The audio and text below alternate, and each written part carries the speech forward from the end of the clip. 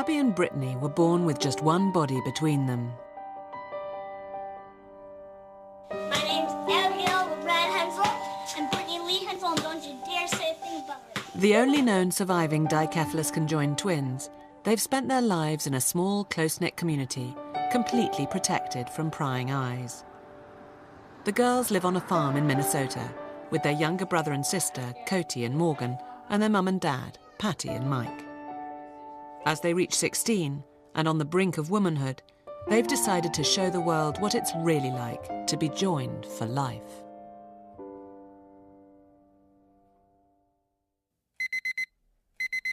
Ab and Britt, how you doing? Oh, Mommy, no. I know. Jesus, you make me mad. It's just an ordinary Monday morning in the Hensel household. They needed more sleep. Abby and Brittany aren't morning people, and I think that's primarily because they have a harder time getting to sleep at night. It's fine, don't touch it. So they do a lot of tossing and turning at night, and the bed is pretty much destroyed every morning. And so getting up in the morning isn't their favorite part of the day. Every moment of their lives requires the twins to cooperate with each other. Each action is a display of perfectly coordinated teamwork. They appear to be totally in sync, but that doesn't mean they always agree. Believe me, we are totally different people. Abby is more into like pink and girly and preppy, and Brittany's more not into pink. Should we wear this? No. How about this? No. I like hats, and I like different color hair, like pink and purple, and gold hats, and gold purses, and weird earrings, and stuff like that. This is our room. We usually bargain with each other, like, if you do this, I'll give you that, or we take turns. We take turns a lot. This is our nightstand. This is our bed. Those are pictures of our friends from 8th grade. To describe Abby, she'd be bossy, and she's not as loud as she used to be. She used to be more outspoken. She gets irritated easily, and I don't know. She's nice, and she likes people. She likes to be with people, and she's a big talker, and yeah. Brittany has become more outspoken, and she says her mind more than she's not so shy anymore. She doesn't like fast things. She'd rather go slower and take her time. She's nice and sweet and caring and loving and a good sister. Abby and Brittany were born on March the 7th, 1990. The fact that they were conjoined twins was a complete shock to everyone. Even scans had shown only one baby. When I went into the hospital, I was expecting one child. They were telling me that when they were trying to pull them out, they felt an arm, and then they felt another arm, and then they felt what they thought was another arm. And then with pulling them out, they realized that they were conjoined twins. They didn't really tell me anything initially. They pretty much whisked them off to the baby warmer, and I know they were calling for more help, and I just seen them busy over with the girls. When the doctors came out, I noticed that they were in a panic, and they just came and talked to me and told me that we had twins that were together. They were beautiful. Abby was crying, and well, Brittany was too. Abby was really crying, and I was thinking they were probably just hungry. The first time I seen them, it just didn't take but a second to fall in love with them. Abby and Brittany had only a 1 in 30 million chance of living beyond the next 24 hours. Their survival would all depend on how their organs were configured within their tiny body.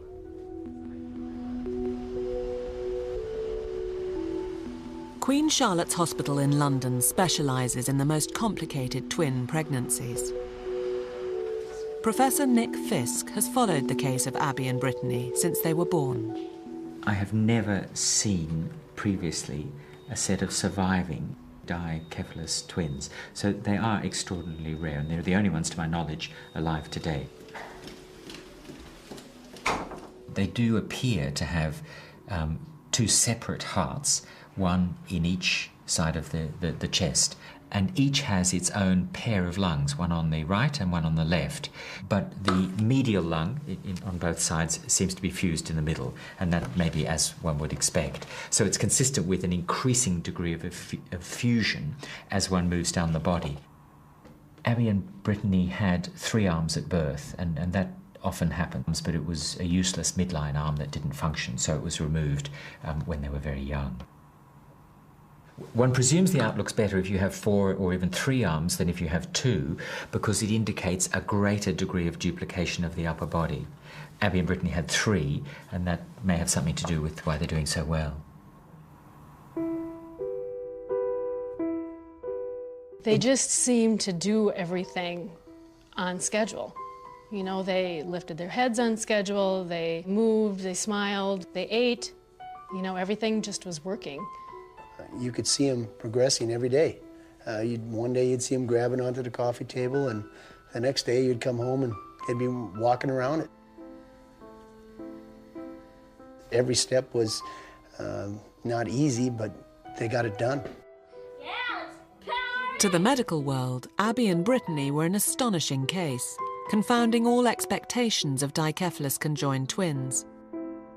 With their bodies so closely linked, it was clear separation was out of the question. So their parents got on with giving them as ordinary a life as possible. But with so little knowledge of their condition, there would be no guarantees. Conjoined twins Abby and Brittany Hensel have mystified the medical world since they were born. They share just 1 torso, 2 arms and 2 legs, although each twin controls her own side of the body. Nobody knows how they work. That their personalities make them inspirational, and the things they do, they never give up, they keep trying. Anything they wanted to do, they go out and do it. At birth, it was thought to be a miracle that the girls survived even the first 24 hours of life. But as they grew, it became clear nothing would stand in the way of them leading full and active lives. Then, at the age of 12, it was discovered that they had a life-threatening condition.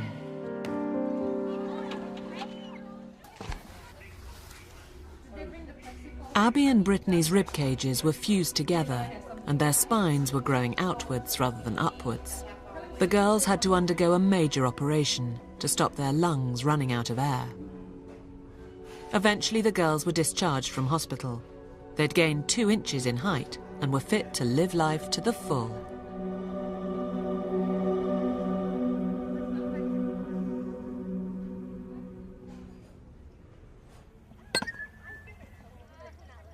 There's no physical challenge that Abby and Brittany are not prepared to tackle head-on.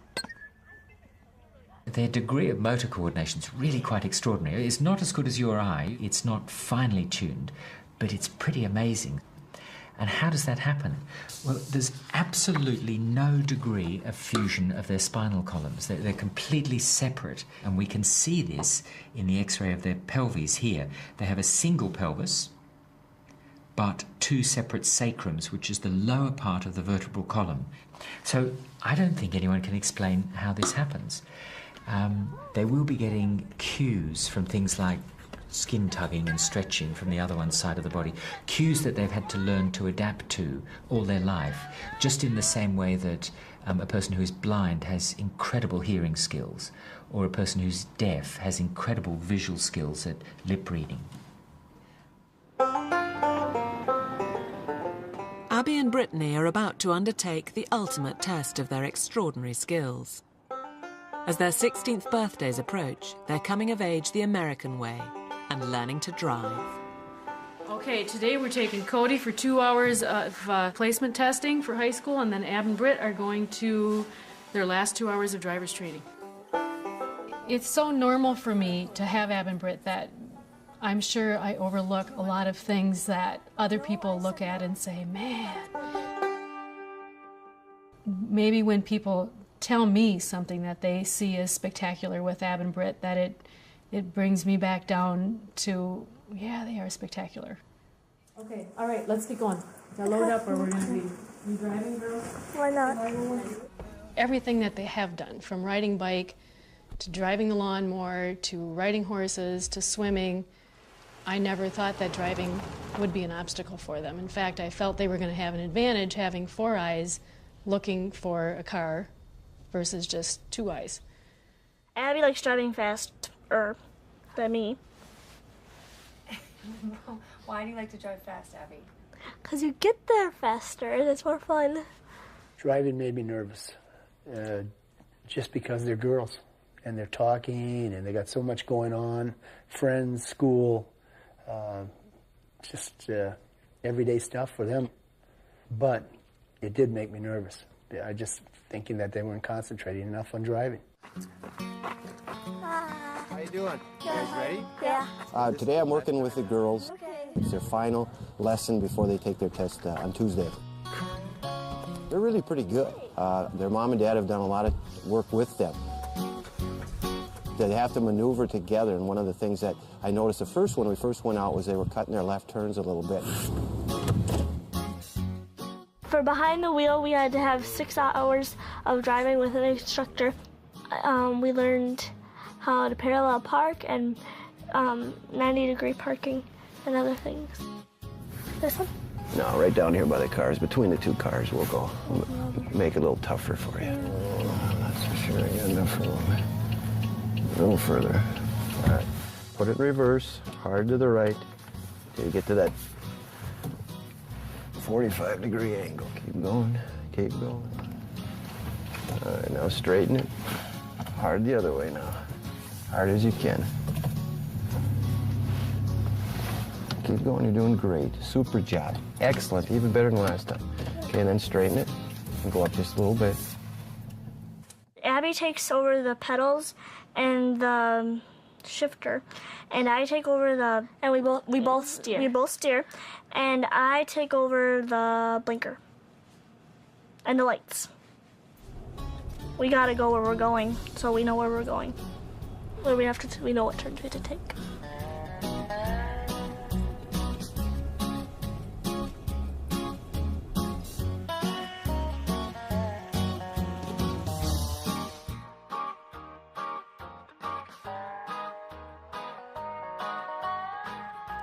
The driving's quite extraordinary, but you notice that Abby controls the pedals. That's one of the key things, both the accelerator and the brake. So her brain controls that side of it, and that seems fine. It's not quite clear which one's visual input's going into the driving, the steering wheel, but yet each has control of either side. This verifies the fact they've completed their 6 hours, which is required by the state, and then Abby's going to sign. Abigail? This card, along with your permit, you'll need. Okay. And that's yours. Thank you. Okay. Abby and Brittany are all ready, but the state hasn't decided yet if they'll be taking 1 driving test or 2. They decide to be on the safe side and take 2 sets of ID photos. Oh well, I'm done.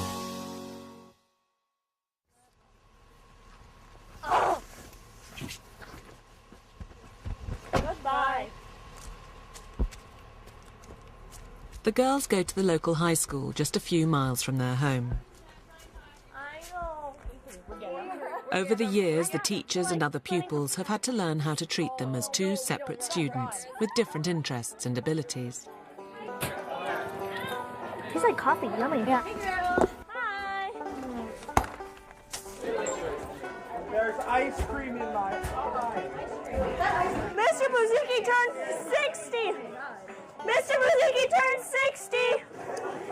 Have a seat one more time.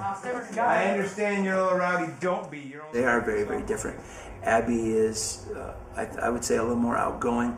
Certainly she's more able to question and to demand answers and attention, both in class. Mr. Buzuki, for the murder accounts, the rape accounts, is it just how they described them? Yes. So how Megala described it and how... I find myself probably joking with her more a little bit. He's so old he's going senile. She's taking a quiz. Go. With Brittany, I think she's a little more quiet, a little more reserved, thinks through some things. Maybe not quite as assertive, certainly more contemplative. In their more practical classes, the school has agreed that the twins only need to submit one piece of work between them. But in English, they're treated completely separately. And so we came across the plan of that they would write their own papers together, and tests and quizzes and any kind of in-class participation would be done and graded separately. They do answer things differently. They do think differently. Both of them will always have separate grades.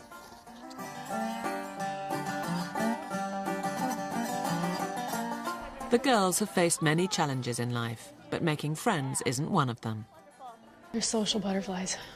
They have been since they started preschool. I think when they're the happiest is when they have their friends over. Yeah, anytime that they're involved with their friends makes them happy.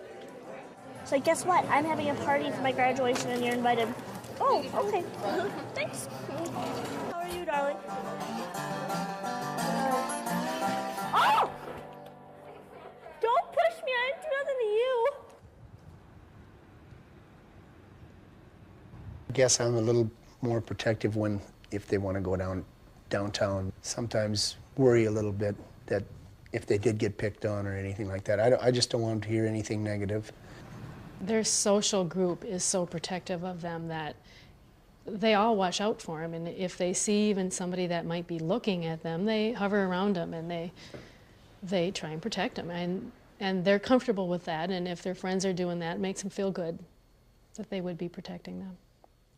While the girls are most comfortable at school, their least favourite place is the doctor's surgery. Today is their routine 16-year-old medical. Their GP, Dr. Joy Westerdahl, was at their birth and has followed the girls' development all their lives. But even she has very little information to go on. Hi, girls. Hi. The family have always refused to have any non-essential tests carried out on the girls, despite great interest from the medical profession. You guys been enjoying your summer? No. Why not? You have to work a lot. Ooh. We're all set. Well, let's Dr. Wester. I'll know that you guys are here. Okay. Thank you. While they are unique, the family wants to treat them as though they are just like everyone else. I'm gonna have to pull your shoes up. Yeah. We're obviously making sure that they're fit for sports, they're fit for their activities at school, that they're able to engage in social behaviors. Those are not unique to the girls. However, because they have two hearts, lungs, circulatory systems that are conjoined, I'm looking to make sure they're not developing premature high blood pressure, respiratory problems, are they prone to more infections? So there's a little bit more work, but I have to be mindful of the family's wishes not to get too involved in that. Over the years, Dr. Westerdahl has been astonished and mystified by what the girls have achieved. Good. 108/70. That's great. The process of their ability to come together is fascinating for me as a primary care doctor, because above the waist they seem to function independently, and yet they can clap, even though one controls one arm and the other controls the other. Both at the same time. This is really. I ask them periodically what they feel and sense. One girl cannot sense touching on the other girl's arm and vice versa. So it's very interesting. She's a lazy person. She is. And your ears have been okay? Yes. Okay, let me see the other one. Peek. What I don't know about Abby and Brittany is exactly how the pathophysiology works. We guesstimate what's happening in their bodies, and it would be nice to predict their future. Everyone asks, how long? You know, what do you expect for the future for these girls? Well, I expect them to live healthy, normal, happy lives, but it would be sort of nice to know, you know, how that circulatory system is going to play out. Would I like to do lots of testing? Yeah. Would the parents want that done? Would the children want that done? No. There would be a long queue of scientists with really very modern techniques of imaging brain and nervous system function, who would love to find out what one feels when you do something to one's arm, how the music centers are organized, sense of space and movement, etc. And you can do those now with very clever brain scans that will look for subtle alterations in blood flow or in the metabolism within the brain that shows us which particular centers are activated. Now these techniques are making huge strides in advancing our knowledge of how the brain works, and in particularly in developing treatments for various diseases as a result. This is a highly unusual situation, and one does have to be cautious here that there is a danger of medical science being driven largely by curiosity at a clear cost to the family. I want to go home. Okay, bye now. Oh, all right. So, bye now. Abby and Brittany's big day finally arrives. On my 16th birthday, we got up and we went to get our driver's license. The day we went for the written permit, we weren't sure what they were going to have him do, if they were going to have him take one test or two tests. They really didn't take any special things for us. They just made us take the test twice. They wanted to do their driver's test the day they turned 16, even though I said, you know, if you failed, you want that on your birthday. Making legal history in the state of Minnesota, the twins take their 2 tests and hope for the best. 2 tests also means 2 chances to fail, but for these girls, failure isn't an option. Dana Dreyer! I passed. Yeah. Good job. See you later. Happy birthday, guys. Thank you. I have a present for you guys. Yeah. Thank you. Thank you. Yeah. Oh. Teamwork. Savannah's gonna come with me. To what? Get my tongue pierced. Yep. Yeah, we're gonna go together. Yeah. What'd your parents get you for your birthday? Computer. But I had to pay for some of it. Pay for most of it. That's okay. I don't know. I've talked with Abby and Brittany about, you know, what happens if they are pulled over, if they would each get a ticket, or maybe Abby would get the ticket if they were speeding, being she has her foot on the accelerator. I don't know. We'll just have to see what happens when it hopefully doesn't happen. The goal is, of course, to hide it. The twins take their driving triumph in their stride, but others are still fascinated by how they pulled it off. Now we decided who's in charge of the radio. I'm intrigued by this. Good. So your windshield wipers and cruise control, and your radio and defogger. And the gas and the brake. You're the I assume now you'll be freaking out policemen across the state. I've already gotten pulled over. I had no permit there. She lied. She said lied. So, and cut.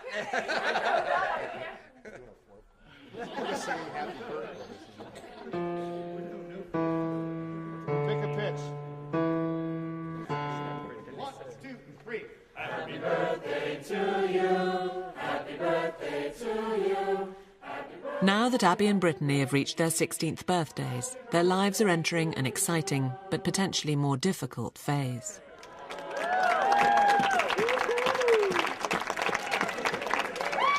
Definitely, they're 16 now, so I'm hearing things come out of teenage mouths that surprise me sometimes. But deep down, when the day is over, I know they love me, and I don't know why I'm going to cry about that.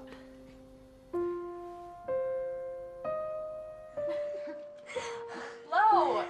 1. Oh, good. You got them all once. This is Abby's driver's license, and this is Brittany's driver's license. Conjoined twins Abby and Brittany Hensel are living the American dream. They're 16 and have just passed their driving tests, and they're enjoying every moment of their new freedom.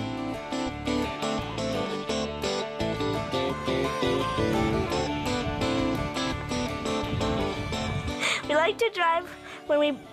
No, I can't say it. Never mind. Just keep going. No. Don't. I'll say it. Okay. Our best part about driving is when we turn all the way. Oh, brother. Okay. Put. We like driving when we can put roll. That's the word. Okay. Start over. Stop. Okay. We like driving when we roll all the windows down, turn the bass and the treble up really loud, so the car shakes and you can hear the bass really well when you're listening to rap. That's our favorite part. They gradually increase their speed as they got comfortable. They used to drive 30 miles an hour for the first few times at it and gradually built up their speed and were comfortable with it, knowing they had gained the control of the car. Now I've got to remind them to watch their speed before I had to tell them to speed up. Oh, that was so much fun. Christy and us, we were driving with Christy, and we tried to hit all the dead animals on the road. How did that work? That was bumpy. The twins' family know that they're two people with different personalities, tastes, needs and desires. And as they grow up, those differences are becoming more obvious. That's an ugly coffee table. I like it. Abby's very feisty. I have no thoughts. I have to go. Abby always likes to be the boss of the whole house, boss of Cody. Don't put that stuff on mine, Cody. I don't want that on there. Okay. Wow. Boss of Morgan. Wash them off. Why are you on the carpet with those? Get down. Likes to tell me how I should do things. Mom! The concert starts at 7? Be there on time. Brittany. Easygoing, easy to talk to, but is finding out that she's got a mind of her own also, Do you mind? where she's pulling control every now and then. Are you telling them what I told you to tell them? That's your problem. See you later.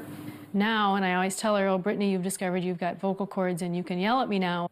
Do you want me to get those necklaces I mean, on? no, I'm not wearing those. So Brittany is almost like the firecracker of the two right now. Can I dye my hair? Not today. Tone. Yeah, I want to. We've had a couple years of teens for them already, and actually, I hope that I'm right. I think it's getting better. You should, no, don't, no. Without extensive tests to establish exactly how Abby and Brittany's brains and bodies work, theories about their remarkable connection are confined to what the girls are able to explain and a certain amount of guesswork. Your good knife skills aren't, like, That's what I meant. perfected yet. Here, let me do that. There's still times when I think, geez, how did they figure that out? Or how, it's just amazing how they did that. How they could reach over and itch somebody's mosquito bite and yet not feel that sensation. Because Abby pretty much feels what's on her side of the body, and Brittany feels what's on her side of the body. How is that? Hot. There you go. Beyond the physical coordination, there seems to be a psychological bond between the girls which goes even deeper, allowing them to finish each other's sentences or jointly compose an email with very little discussion out loud.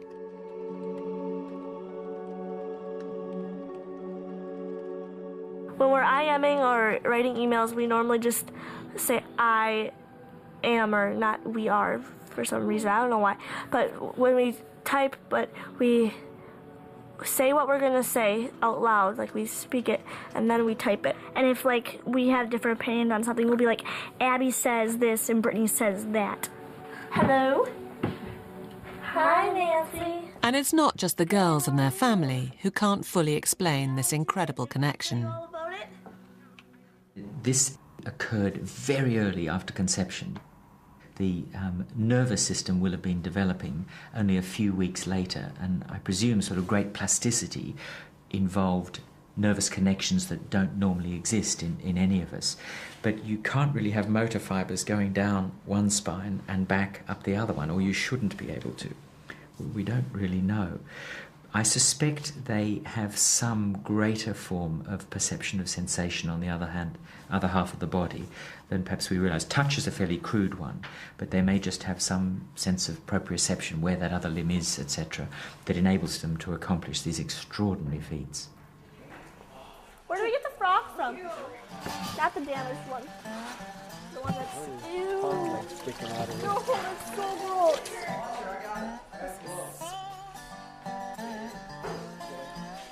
Go ahead and take out a piece of paper. We're going to do the same. The girls' parents are often asked if they could have given Abby and Brittany greater individuality by pursuing the idea of separation. With the issue of separation for Ab and Britt, initially as babies, we were told kind of inseparable. We went with that. went with that. You know, now with more surgeries being done with other conjoined twins, you kind of wonder, did we make the right decision? No, it's so gross. When I think of what separating would have been for them, to have another half a body somehow put back on them artificially, which to me still would have required many, many surgeries, pain, disability. It's hurting me. So, you know, did we make the right decision? I'm going with that. Dave went with that. And so I guess I'm going to say we made the right decision. Until now, separation has been an impossibility. But if it were possible in the future, do the girls think they'd be better off apart? No.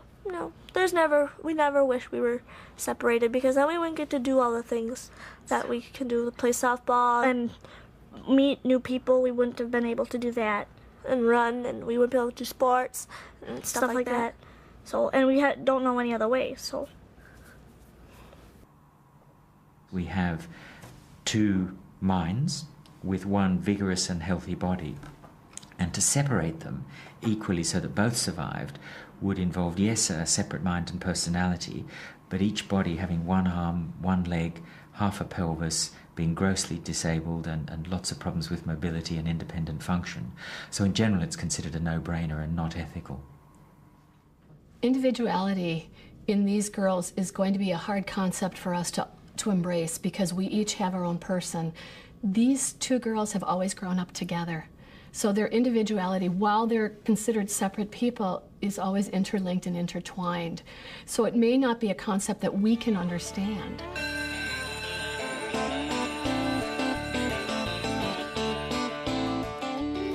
This summer we'd like to go to the beach. We have to work a lot and swim and shop and hang out with friends. School is finally over. Abby and Brittany have a long, hot summer stretching in front of them. Abby wants to go to Disney World because we haven't been there before, and Brittany doesn't want to go to Disney World because she thinks it's too big.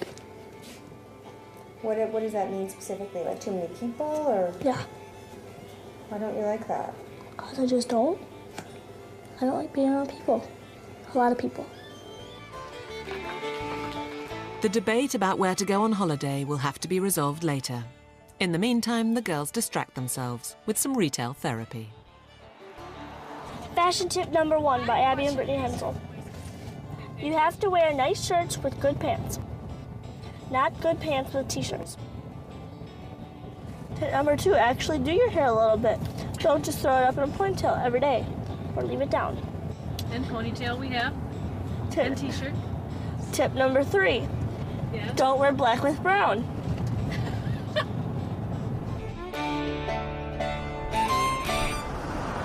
Maybe. We're going shopping. Yeah.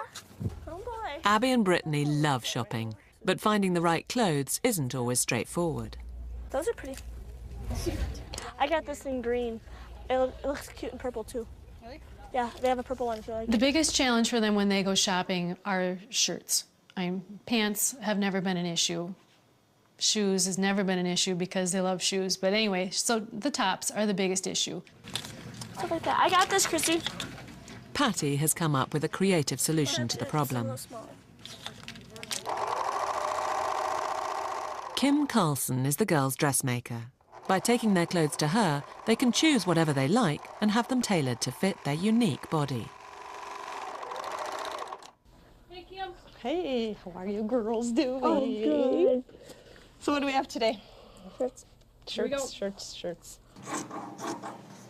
In the fronts of their garments, we need to make sure they're spaced closer in the front, further on their backs. And so I make sure that I cut away as little as I can for the back and a little bit more in the front. And then we always have to put a piece between the necks to allow for a little more space. That's got to be so it doesn't dig into their necks as much right there. This particular one, the girls want to try something different. They want to slice it and tie it and make it a little shorter. There. Oh, yay. In one of their regular displays of teamwork, and without even a word between them, the girls perform the amazing feat of tying perfect knots down the side of their new t-shirt. Oops. Come here. I win. I know. Okay, try it on, see if it's too tight. Too bad if it is. Just stretch it.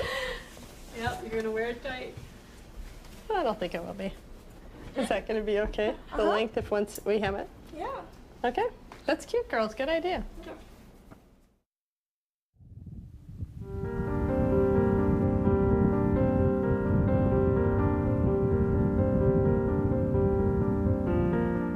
The Hensels' family holiday is booked.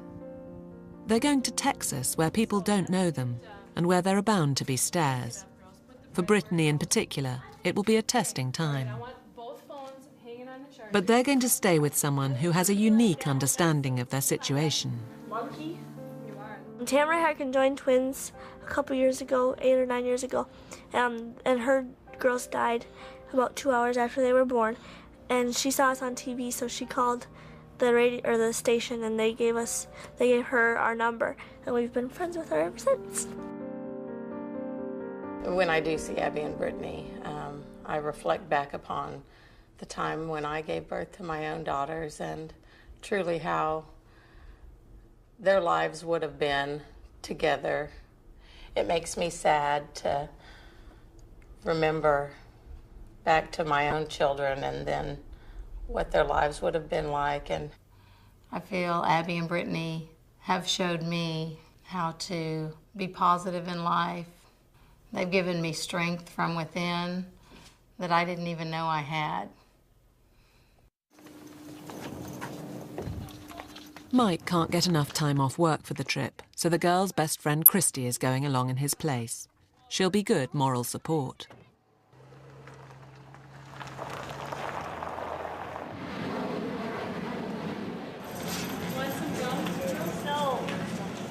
Leaving the familiarity of their hometown is a stressful experience for Abby and Brittany, who brace themselves for the unwelcome attention of complete strangers.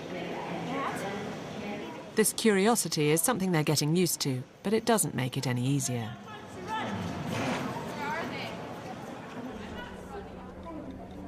People sometimes can be kind of stupid. They take pictures of us when we're on vacations or follow us. We don't mind when people ask questions. That's better than taking pictures or being mean about it. We're very nice if you just come up to me and talk to us. We don't mind questions. And we absolutely hate when people take pictures of us and try to video camera us. And we will throw a fit about it and make them embarrassed.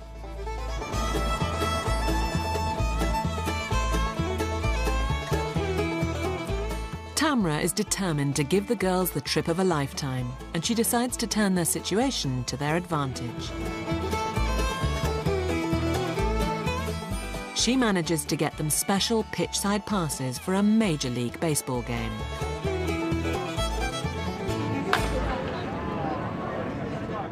But just before the game starts, the plan backfires. A news cameraman, there to follow the game, turns his camera on the girls. They let him film them, but it spoils their day. Abby and Brittany, number one, I guess, have feelings.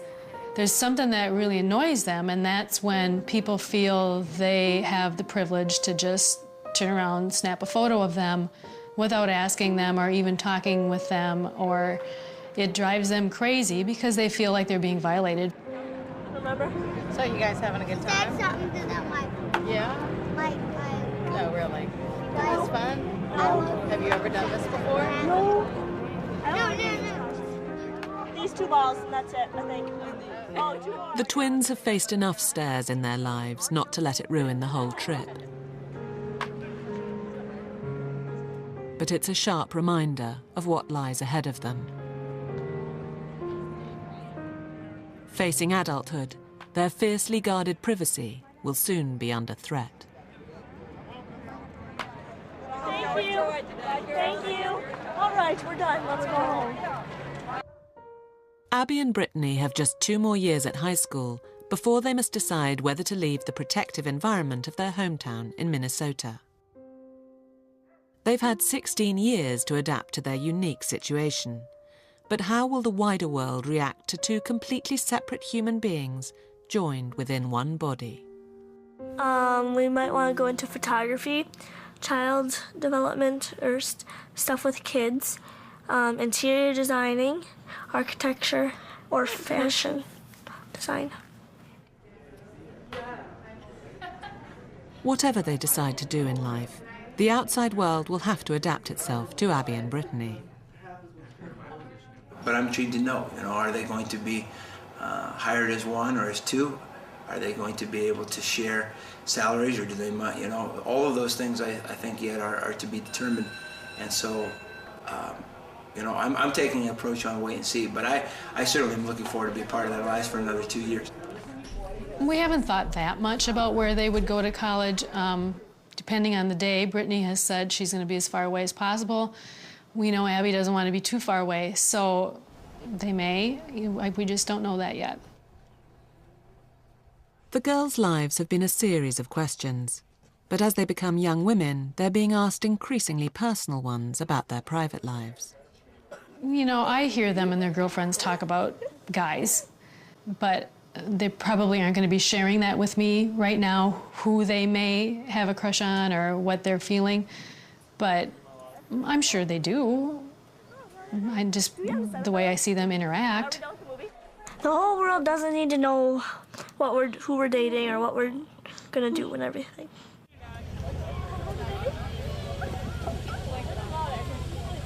Ab and Britt have made comments before that they'd like to be a mother, or how many kids are they going to have, kind of thing. That is probably something that could work because those organs do work for them. I guess we haven't went into too much discussion about it because it isn't an issue right now. Yeah, we're going to be moms. We haven't thought about how being moms is going to work yet. We're just 16. We don't need to think about that right now.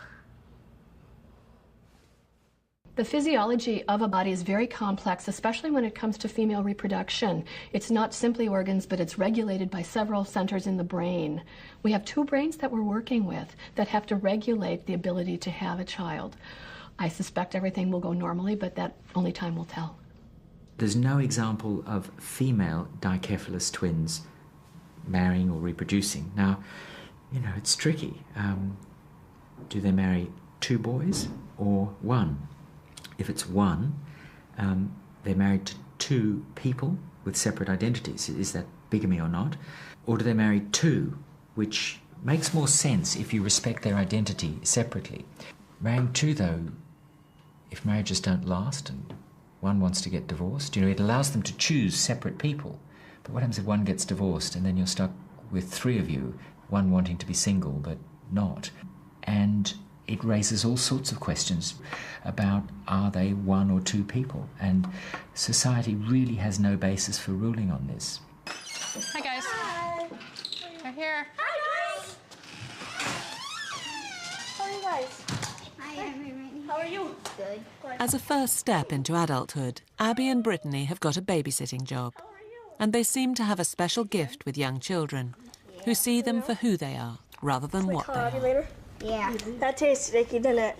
Yucky. Yeah, I told you it tastes sticky, didn't I? We babysit for a family of 2 kids 4 days a week, and we babysit for a family of 3 kids every so often during the summer. Does that taste better? Yeah. We like kids a lot. We like to babysit kids, and we needed a job. When the kids met us, put your hands down. When the kids met us for the first time, they didn't seem bothered by us or scared of us or whatever. Yeah, come on, let's go. Come on, guys. What are we gonna go do? I think people need to look at Abby and Brittany as through the eyes of a child. Come on, guys. Race you. And accept them for what you see. Let's race. I'm gonna beat you. And quit trying to figure out, how does this work? How does that work?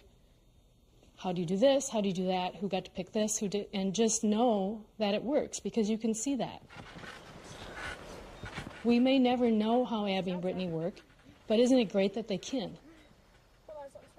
Every part of their life is cooperating with each other to make it all go. The best thing about being conjoined twins is there's always someone there to talk to. And you're never alone. So.